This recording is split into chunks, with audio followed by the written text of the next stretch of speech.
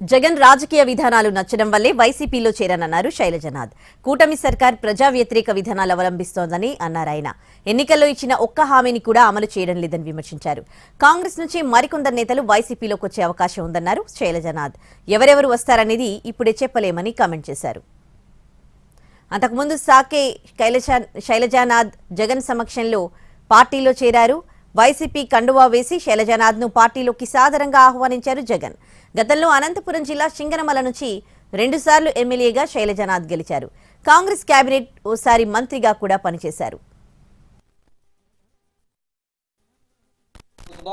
జగన్మోహన్ రెడ్డి గారి సమక్షంలో, జగన్మోహన్ రెడ్డి గారి నాయకత్వంలో పనిచేయడం కోసం ఈ రాష్ట్రంలో కూటమి ప్రభుత్వం, ఎన్డీఏ ప్రభుత్వం చేస్తున్న ప్రజా వ్యతిరేక, రాష్ట్ర వ్యతిరేక కార్యక్రమాలని అడ్డుకోవడం కోసం, వారి నాయకత్వంలో ప్రజల పక్షాన పోరాటం కోసం ఈ రోజున నిర్ణయించుకున్నాం.